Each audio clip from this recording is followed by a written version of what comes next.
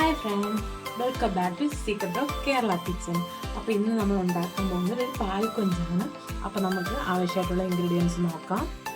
1 kilo കൊഞ്ചുണ്ട്, പിന്നെ പച്ചമുളക്, ഇതൊരു 6-7 പച്ചമുളക് കീറി വെച്ചേക്കുന്നത്, കറിവേപ്പില, പച്ച കുരുമുളക് ചതച്ചത്, ഇത് വെളുത്തുള്ളി, ഒരു കുടം വെളുത്തുള്ളി, ആവശ്യത്തിനുള്ള തേങ്ങാപ്പാൽ, നല്ല കട്ടിയുള്ള തേങ്ങാപ്പാലാണ്. ഇതൊരു 1.5 സവാള കട്ട് ചെയ്ത് വെച്ച്. ഇത് ഇത്രയാണ് നമുക്കിന്ന് ആവശ്യമായിട്ടുള്ള സാധനങ്ങൾ.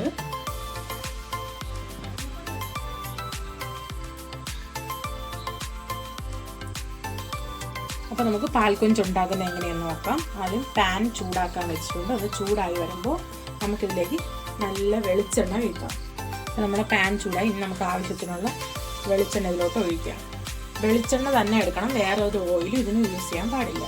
അപ്പോൾ വെളിച്ചെണ്ണ നന്നായിട്ട് ചൂടായി, ഇനി നമുക്ക് ഇതിലോട്ട് വെളുത്തുള്ളി ഇടാം.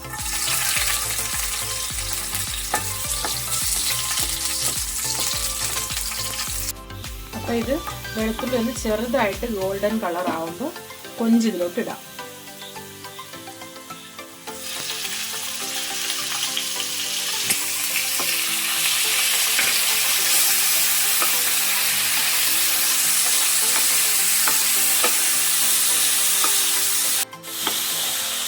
ഇനി നമുക്കിതിലേക്ക് ആവശ്യത്തിനുള്ള ഉപ്പിട്ട് കൊടുക്കാം.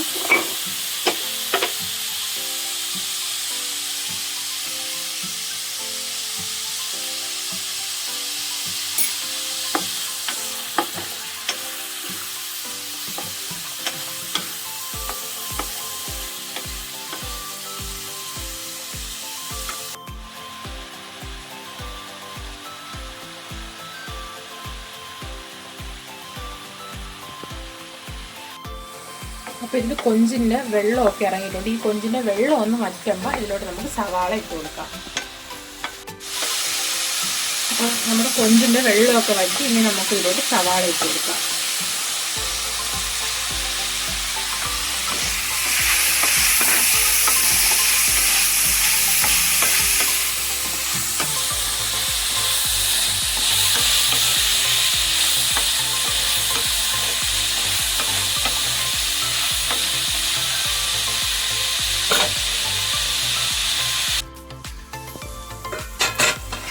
അപ്പം നമ്മൾ സവാള കൊഞ്ചൂടി കിടന്ന് ഒരു ഗോൾഡൻ കളറായി.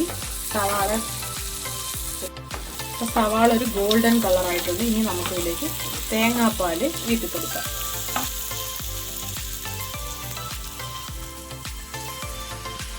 നല്ല കുറുകിയ തേങ്ങ.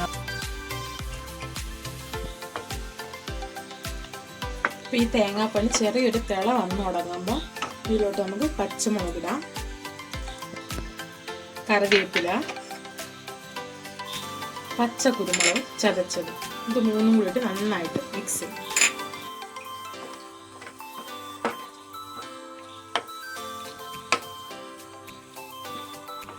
അപ്പോൾ ഇതിൽ നമ്മൾ വേറെ പൊടികളോ മസാലയോ ഒന്നും ഇടുന്നില്ല.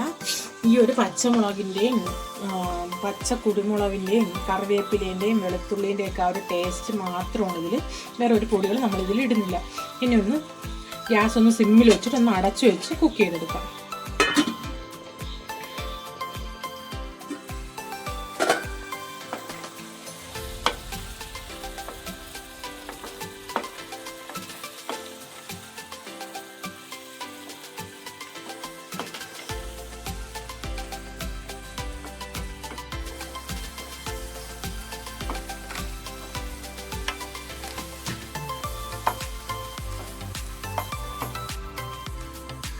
അപ്പോൾ നമ്മുടെ പാൽക്കൊഞ്ച് റെഡിയായി കഴിഞ്ഞു. ഇനി നമുക്ക് നമ്മുടെ ഗ്യാസ് ഓഫ് ചെയ്ത് സെർവ് ചെയ്യാം. അപ്പോൾ നമ്മുടെ സ്വാദിഷ്ടമായിട്ടുള്ള പാൽക്കൊഞ്ച് ഇവിടെ റെഡിയായി കഴിഞ്ഞു. അപ്പോൾ എല്ലാവരും ട്രൈ ചെയ്ത് നോക്കുക. ഒരു സിമ്പിളായിട്ടൊരു റെസിപ്പിയാണ്. ഒരുപാട് ഇൻഗ്രീഡിയൻസ് ഒന്നും വേണ്ട, കുറച്ച് ഇൻഗ്രീഡിയൻസ് മതി, പെട്ടെന്ന് ചെയ്യാവുന്നൊരു റെസിപ്പിയാണ്. എല്ലാവരും ട്രൈ ചെയ്ത് നോക്കുക, ഫീഡ്ബാക്ക് അറിയിക്കുക. നിങ്ങളുടെ ചാനൽ സബ്സ്ക്രൈബ് ചെയ്യുക, ലൈക്ക് ചെയ്യുക, ഷെയർ ചെയ്യുക.